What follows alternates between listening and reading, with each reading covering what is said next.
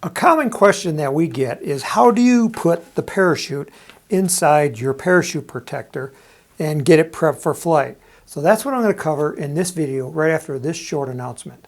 Welcome to Advanced Construction Videos, where we show you how to tackle rocketry building techniques and more. On our website, we sell kits, motors, building supplies, and electronics. So come and learn, shop, build, and fly when you visit us at apogeerockets.com. Hi, I'm Tim Van Milligan from Apogee Components. As I said, we often get questions from customers asking how to fold the parachute inside the parachute protector like this one right here. I'm going to show you that, but first I want to give you a couple of tips. First, you want to put the parachute protector as close to the tube as possible, and the reason for that is that sometimes the parachute protectors can kind of walk their way up the Kevlar shock cord, and we don't want that. In fact, I would rather this was tied one more time through so that this piece of cloth doesn't walk its way upward, because sometimes what could happen, it could actually, depending on where you attach the parachute, it could actually walk up your shroud lines and collapse the parachute. And we don't want that to happen, so we want to keep this as far away from the parachute as possible to make sure that that parachute stays open once it is open. So what I'll do is I'll just lay it here on the table, and I'm going to take my parachute, and the way I fold my parachute depends on how fast I want it to open. Some rockets I want the parachute to open like right away, just snap right open, where other ones I want it to slowly unfold. And that slowly unfold means that, if you're using a parachute that maybe it's a plastic parachute and you're worried about stripping the lines off by having it open really quick, what you do that way is you want it to open slow. To open slow, it's the traditional way that you're taught when you do a parachute. You spike it, get all the lines together, kind of fold it up. Maybe do a zigzag fold like that. A zigzag fold is you go across and then down again, so it's Z-shaped. And then you kind of roll it in like that. And then to make it open slow, you wrap the lines around. And when you wrap the lines around, then it takes time for the lines to unfurl and for the parachute to finally open. So that slows down the opening of the parachute. If I want it to open fast, what I'll do is I'll open up the parachute like this into a wedge, and then take all the lines and zigzag the lines across the canopy. A zigzag you could do like this. You can coil them like that.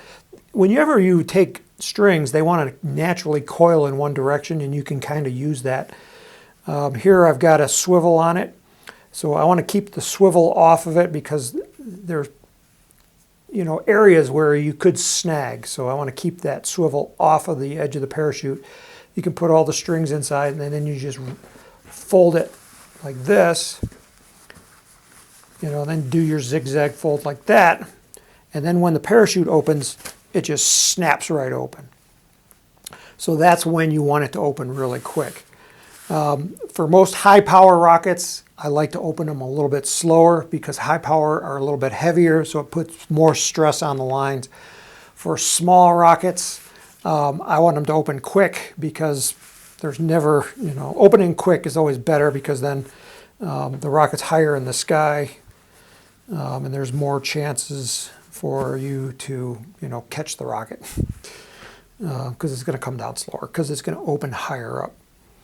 Okay, so I'm just going to do it this way. And again, I'm just going to zigzag fold it. And when I zigzag fold it, then I'd like to fold it one more time to make it as small as possible. Okay, so then I have it like this. And then I lay it off to one side towards one corner and then kind of roll it up. And then fold the inside edges in. They call this burrito rolling, making it like a burrito. And you can see like that. See, there's no part of the parachute that you can see, and that's good because when the ejection charge goes off, we want to keep that ejection charge off of the parachute because that's the whole purpose of this anyway, is to keep the parachute protected. So then you just drop it in, and you can put your lines in on top of that. You can also, I've shown one video where I crocheted the shock cord if you have a really long cord, and I always recommend using a really long cord. There's really no such thing as a shock cord that's too long. The only thing that could happen if it's too long is it could tangle. So if you do the crocheting as I show you in that video, that will prevent that and you can get away with a longer shock cord. So at this point, this ugly looking rocket, oops, you can see I painted this one really bad. I was in a hurry. I wanted to get the orange on before the white underneath was fully dry, and the rocket, and you can see it crazed. This is called crazing, and the only way to fix this is to sand it off and to repaint it. But this was a rocket that I just wanted to experiment with, do some parachute testing, so I didn't really care what it looked like, I just wanted it orange. So that is how you use a parachute protector in a rocket. My name is Tim Van Milligan. You're watching the Apogee Rocketry Workshop. If you get a chance, leave a comment down there if you're on YouTube. We read all those comments. We really enjoy them.